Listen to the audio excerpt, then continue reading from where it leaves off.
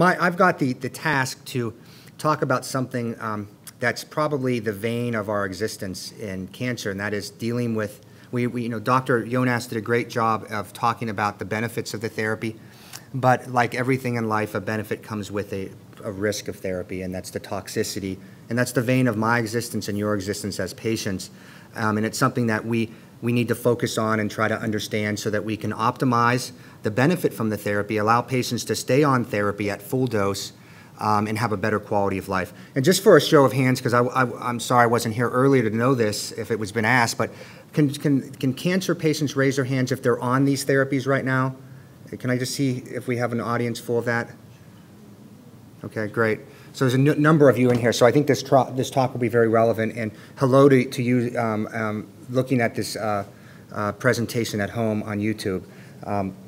So just as an overview of toxicity, I think most of the toxicities, up to probably 2/3 of the toxicities, are generally going to be mild, what we consider mild toxicities, and they are managed with what we would say as supportive care, use of different medications to try to ease the toxicity. However, there is about 1/3 of toxicities that patients experience that we would consider to be severe. And from a doctor perspective, that would be a toxicity that would require a dose modification, dose interruption, stopping the medication for a few days. And thankfully, as the patients in this room know, when you stop one of these medications for a few days, the side effect goes away. So most of our side effects we're dealing with are not permanent toxicities. But if a toxicity becomes so severe that it's affecting quality of life, it results in having to hold the medication, we sometimes have to stop that medication and move on to another type of therapy. The third bullet point I think is very important. We can't really predict. As a doctor, I cannot predict when I see a patient who is going to develop a toxicity and who is not going to develop it. And I think that is an area that we're starting to go to think about from the research perspective, in particular looking at genetics. So there are studies that have in the medical literature where a patient's genetics can affect the toxicity of the agent, of the drug. And we term that pharmacogenetics or pharmacogenomics. So we're starting to look at things that make an individual patient or a population of patients more susceptible to a toxicity. And what's really prompted our study of this is that these drugs that Dr. Jonas has reviewed with you are approved and are used around the world. So there are populations of patients around the world that have different toxicities than what patients in the United States have. For an example, Asian populations seem to have much more severe hematologic toxicities, lowering of blood counts, than what we see in United States patients or Western European patients. So there's clearly some type of genetic, I'll say pharmacogenomic abnormality, and so we're trying to understand that, and I hope that we continue to do research in that area because that will hopefully help us predict who's going to develop what type of side effect and maybe choose drugs better. I think we would all agree, all the experts would agree that early recognition and aggressive management of toxicities is going to be the key in avoiding complications and unnecessary dose reductions. And so for patients that I start on one of these new therapies, I see them every few weeks, generally every 2 to 3 weeks in my clinic for the first couple months so that we can get a handle on side effects and have a strategy, a plan to intervene on those side effects. Most of our side effects manifest in the first couple months of therapy, and they're chronic side effects. And so in the first couple months, once we've identified the side effects that are going to be problems for the individual patient and we have a strategy for that, then I see patients less frequently, generally every 4 to 6 weeks. So one of the things I incorporate is early, and I encourage the doctors that refer patients to me that when they're taking care of patients, the community oncologists, that they do the same thing. Early, aggressive management of side effects. And from the patients and caregivers' perspective, I'll put a little bit of this on your plate. That means you picking up the phone and calling your doctor or your doctor's nurse early when you're having a side effect. It's important also for us to consider long-term effects of these toxicities because our patients, let's face it, are living longer. We believe when one uses these agents that we have in sequence that patients are probably living 3 to 5 times longer than what they were just a few years ago before we had these agents. And some of our patients are able to stay on therapies for a long time. So for instance, I got patients in my practice. I have a gentleman who is on Sutent therapy for 8 years. So clearly there are going to be side effects that he's going to have to deal with long term. And so understanding what these are, and you know, you just have to think back though, there's a lot of reasons why we don't have a good understanding about side effects. Just remember, these therapies have only been on the market for 5 to 6 years. So we're just now beginning to learn how to utilize them and understand these toxicities now. So I've divided my talk really into 2 broad groups. Dr. Jonas did a great job, and this will be a nice follow-up to this. We have the VEGF inhibitors, which can be the Avastin, which is that antibody treatment. It's IV. And we have those TKIs, which are those oral drugs. That's the Sutent, the Votrient, the Nexavar, and Inlyta. And so they have similar toxicities, and so we'll review these. And in general, the VEGF inhibitors have what we call class effects, meaning these agents have these overlapping side effects. So when you look at the little back of the bottle, it's going to have similar side effects with all the different drugs. The ones that patients report having difficulties with and that we see in clinic are fatigue, big time. That's like one of the most reported side effects is fatigue.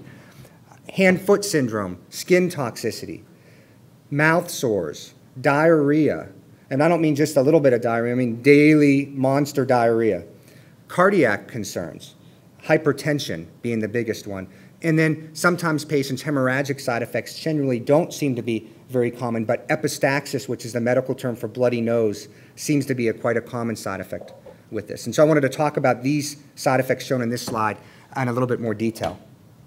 So starting off with the hand-foot syndrome, dermatologic toxicity, dry skin, rash, and hand-foot syndrome. What is hand-foot syndrome? It has this very long medical term, palmar-plantar dyserythroesthesias, which is a very long medical term for essentially having painful palms and soles of the feet, calluses that can form, generally on pressure points, as you can see in the bottom picture there, cracking, and it can get very severe, severe to the point that the patient's unable to use the hands or the feet or unable to walk.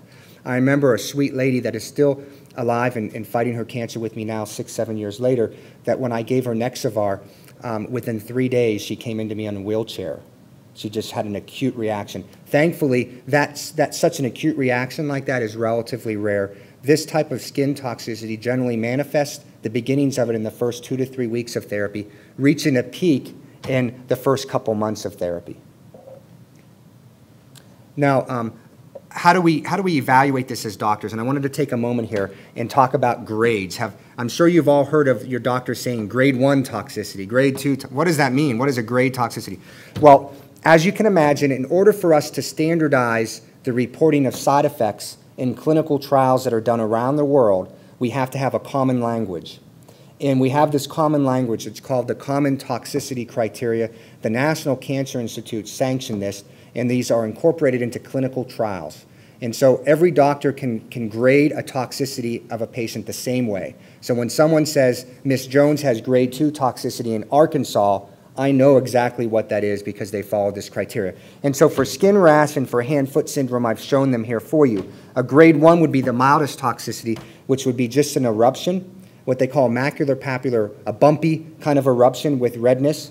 A grade 2 rash would be the bumpy eruption with redness and now itching that occurs less than half of the body surface. And then a grade 3, which is that severe reaction, is when it's greater than 50% of the body surface area. For grade 1 and 2 toxicity, we generally try supportive care, and I'm going to review that with you in the next slide. We try topical emollients and other things. For the grade 3 toxicity, which is the severe toxicity, that would be one in which we would say, let's hold your drug, let's let this go away, and let's lower the dose potentially. Or if it kept on coming back or got worse, we would consider changing the therapy. Same thing for hand-foot syndrome. Hand-foot syndrome, grade 1, minimal changes. Grade 2, you're starting to get peeling, blistering, more pain. It's not really interfering with your activities of daily living. Grade 3 is when it starts interfering and you're no longer able to use your hands or feet and it's really affecting your activities of daily life. Same type of scenario. Grade 1, 2, we would try supportive care. Grade 3, we would be more aggressive. And then there's actually a grade 4 toxicity, which is a very extreme side effect, and a grade 5, which is usually what we consider a side effect that resulted in death. So that's how toxicities are graded, 1, 2, 3, 4, and 5. So for skin care, so for patients for supportive care, what we would ask them to do is utterly smooth or utter cream, bag balm cream, Aveeno, some of the non-allergenic emollients or creams, good skin hygiene, good foot hygiene, not avoiding shoes that have pressure points associated with them, pain medications if a patient has pain, traditional pain medications. Sometimes I'll have patients use solar cane spray, if you've ever heard of that, kind of numbs the surface of the skin. Ideally, again, we have to monitor because the goal is not only living longer, it's living long with a good quality of life, and I have to remind my patients of that. You know, let's take a step back, let's consider lowering the dose if it's too rough or giving you a treatment break. Moving on to the next side effect would be mucositis or stomatitis. Those are mouth sores. And we have a variety of different things that we can do for those. We can do tap water, salt soda mouthwash, which is kind of that baking soda type of mouthwash that kind of soothes it. We talk about changing your toothpaste. Patients can quickly find products that bother them because it tends to burn. Some toothpaste brands do. Even we can use lidocaine, which is what your dentist uses to numb if we need to, because we don't want the mucositis to get to the point that it's affecting the patient's ability to maintain hydration. We don't want it to affect the ability for them to eat. And so, again, we need to monitor that. And we grade it kind of the same way. So grade 1 and 2 are the very mild side effects, again, where we use all the supportive care. Grade 3, very symptomatic, can't eat, drink, keep fluids in. We need to consider holding the drug or lowering the dose. Fatigue, again, major issue. With some of our agents, this is the most common reported side effect, is fatigue. Can be occurring up to 55 to 60% from the trials we've done with the agents.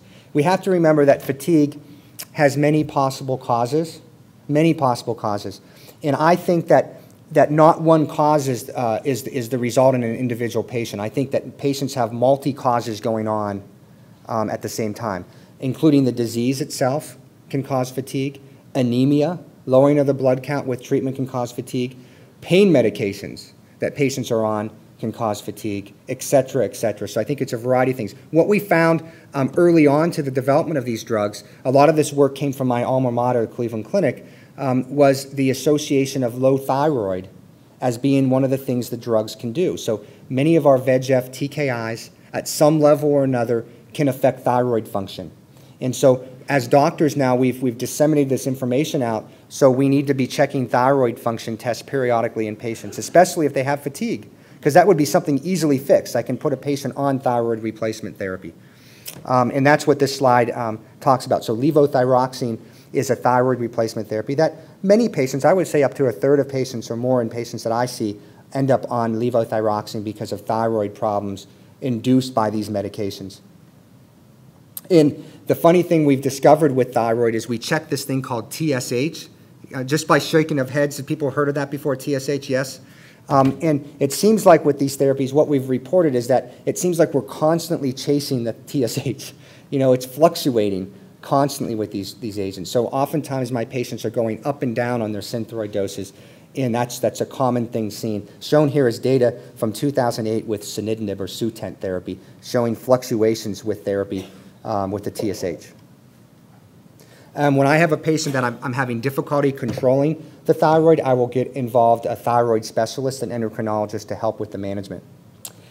Another group of side effects to talk about would be dysphagia, which is the medical term for difficulty swallowing, and then the diarrhea, which is a big side effect.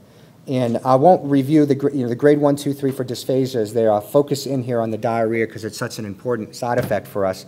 Grade 1 diarrhea would be considered an increase of less than 4 stools per day over baseline. Remember, it's considered relatively normal if you looked in a medical textbook to have a bowel movement about every 36 hours would be kind of, there's a range there of bowel movement. So if you're used to a regular amount of stools per day and it goes up by, less than 4 more than what you usually have, that would be considered diarrhea. So what the missed thing that patients don't understand is diarrhea is not a diagnosis based on liquid stools. It's the quantity of stool. Okay, so even if you were having formed stools but you were stooling several times a day over normal, we would consider that diarrhea. Grade 2 is whenever your frequency of stools increases to greater than 4 to 6 per day. And usually when this happens, patients are becoming dehydrated, and so we're having to think about giving IV fluids. And then grade 3 is the very severe diarrhea, which is, incapacitating the frequency of the stools. Patients become very dehydrated or requiring lots of IV fluids, sometimes even hospitalization. What do we try to treat this? We try the over-the-counter medications like Imodium. We try prescription medications like Lamodal. There are different types of diet. They call the BRAT diet, which is different types of foods. We get nutrition and dietitians involved. We try to bulk up the food with fiber, so using Questran and different fiber products, FiberCon from over-the-counter. And then there's actually some different medications that doctors can try in severe cases, things like octreotide or sandostatin, sometimes even trying pancreatic enzyme pills that patients that have pancreatic problems use. Sometimes we'll try those in patients too. But most patients have grade 1 or 2 side effects with diarrhea and are able to control it, not eliminate it. So these patients have their diarrhea every day, but they're able to at least control it so that they can function with using Imodium and Lamodal. Hypertension, a classic side effect. I would even call it maybe an on-target effect of VEGF inhibition. So it's seen almost universally. In fact, some of you who are savvy and follow the literature will recognize that the development of hypertension on therapy with these agents is currently being evaluated as a marker for activity. So patients who develop high blood pressure while on therapy have a better chance of responding to the therapy than those who do not. And that's what we call a biomarker, and that's being evaluated. Hypertension, when it develops, we expect it's going to develop in most patients. We need to be prepared to treat it. And what we want to do and what we try to tell the doctors that are treating patients is that we don't want to lower the dose of the cancer drug because of hypertension. No, you keep that going. In fact, that's a good sign if you're developing hypertension. We want to treat the hypertension. And we do that with the traditional blood pressure drugs that many patients are on already. We increase doses of that. We add drugs onto it. If I have a patient that is having difficulty and we are using 2 or 3 blood pressure drugs, trying to control blood pressure, I'll actually refer them to nephrologists, kidney specialists who specialize in high blood pressure management, and cardiologists to help me. But in general, it's very rare to find a patient that cannot be on these therapies because of blood pressure issues. We just need to be active and control them. If a patient already has high blood pressure and they're on a couple high blood pressure pills before starting therapy, they are going to have a problem. You can identify that before you start the therapy, and you need to be proactive of giving the patient, having them check their blood pressures daily, keeping a diary, reviewing that, and having a plan so that they can stay on their therapy. Hemorrhagic side effects, again, epistaxis is the medical term for bloody nose. You know, we talk about, seems to happen quite a bit, especially when the seasons are changing. These medications don't have a direct effect on the mucosal lining sometimes. Sometimes they do when patients have inflammation. They don't make your blood more thin. And the way we can kind of treat that is with bedside humidifiers. Sometimes we have to use Vaseline and try to put that in there, nasal steroids and different agents to try to control it. I've had only 1 or 2 patients where it's been a major problem. Most patients, it's a minor inconvenience to have the bloody nose.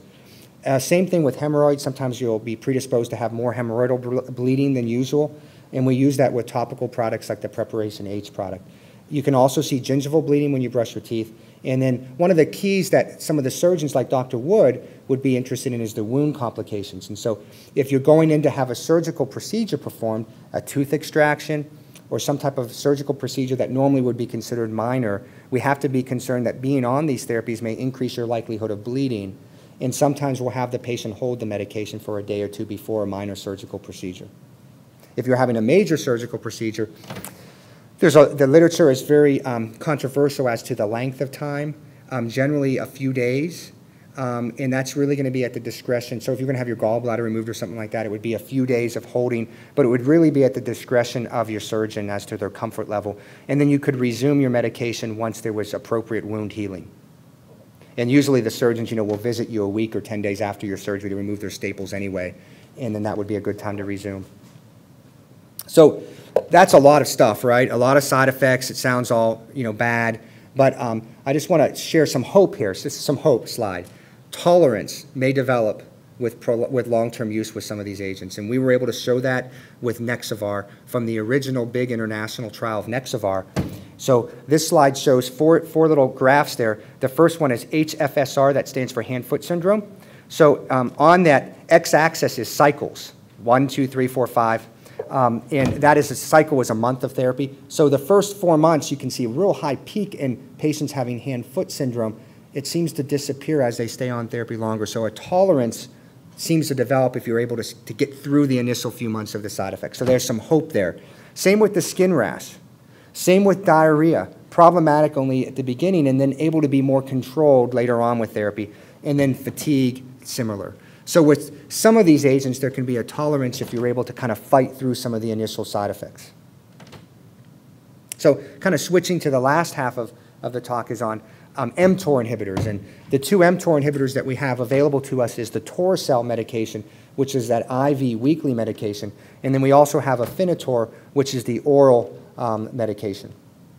And so just like we talked about with VEGF inhibitors, there are class effects that we associate with mTOR inhibitors that both of those agents carry. And again, is fatigue, skin rash, but no hand-foot syndrome. So it's not that kind of severe quality of life-changing reaction that we see with the VEGF inhibitors. You can get a mucositis. It seems to be a little bit less severe than the VEGF inhibitors. A diarrhea can also occur. But that's essentially it. You do not get the high blood pressure issues that you see with the VEGF inhibitors. In general, patients feel that the mTOR inhibitors are a little bit more tolerable, a little bit different, less severe side effects than with the VEGF inhibitors. But what's unique about this class are the next two. Hyperglycemia, which is raising of blood sugar, and elevation of cholesterol. Those are two side effects that are unique to the mTOR inhibitors. And so you can, if you have diabetes and you're taking the mTOR inhibitor, it often will require adjustment up in your diabetes medications. If you don't have diabetes, it can sometimes cause diabetes, a drug-induced diabetes that requires medication and is reversible upon stopping the drug. So it's not an irreversible side effect, but it's something we have to pay attention to with it. Hyperlipidemia, that's something, it's elevation of cholesterol levels can be seen with this. And so I generally will be checking cholesterol levels every 2 months of patients on mTOR inhibitors. If we start seeing it rise, then we start them on therapy. Now, many of my patients are already on statins, lipid-lowering medications, and it doesn't seem to be as much of a problem in them. But if a patient is not on, they can develop this. Hematologic effects. mTOR inhibitors can lower blood counts. They tend to cause more problems with white blood cell counts and infections than what we see with the VEGF inhibitors. And mTOR inhibitors as a class, they're not just used to treat kidney cancer. I mean, they've gotten a lot of press for that. They have been, long-term, have been used, especially in Europe, as immunomodulators for patients getting transplants. So they actually, they change the immune cells in the body to prevent rejection of organs. And when we use them in kidney cancer, although the doses are different that we're using, they can cause changes in the immune system that make patients susceptible to infections, different types of pneumonias and things. So as a doctor, we constantly have to be on watch for infections developing in patients that are on the Torcell or the Afinitor. And then finally, another unique side effect to this class is this thing called interstitial pneumonitis. And that's a big medical term for inflammation of the lungs. And so the inflammation of the lungs can occur with this. And if it occurs and causes symptoms like shortness of breath or cough, we need to consider discontinuing therapy. We're going to go in a little bit more detail in some of these. This is the skin rash, the way it looks. Generally, it's on the torso. If it's itchy, we use topical creams and emollients, Benadryl. We try to avoid using steroids because, again, the drug already has this immune effect. We don't want to add anything to it, but sometimes we have to. If I have patients that are having grade 2, which means less than 50% body surface skin rash, I'll sometimes get my dermatologist involved for help. If we have the rare patient that develops to grade 3, if you remember, greater than 50% body surface, that would be a patient I would have to consider potentially lowering the dose or stopping the medication. The hyperglycemia we discussed before has been seen with both of the agents, and we need to monitor our blood sugars. Sometimes that means having patients get a glucometer and check their blood sugars at home or start diabetes medications. We talked already about the cholesterol, that you can see elevations in triglycerides and the cholesterol, and that may require starting patients on lipid-lowering medications. Those are both reversible when you stop the medication. We talked about infection, that there's a chance of infection and atypical infection with the mTOR inhibitors, so we need to be on alert for that. And this is a CT scan radiograph of what the interstitial pneumonitis looks like, and this is actually one of the original slide sets from the original presentation of, I believe it was Afinitor, that Bob Mozer, our colleague from Memorial, did at one of our meetings a few years ago. And this was a patient that was treated at Memorial Sloan Kettering with the agent Afinitor. And you can see as when they got into month 5, there was this development of this kind of nasty-looking infiltrate. and the CT scans. And that scares everyone, believe me, when we find a CT scan that looks like that. The differential of what that could be are three main things. It could be one of those atypical pneumonias we talked about. It could be inflammation of the lungs, interstitial pneumonitis, which is what the drug can cause, a drug effect, or it could be the cancer. And so sometimes when we see something like this, we actually have to refer our patients to a lung specialist so that they can actually do a bronchoscopy and help us determine what it is.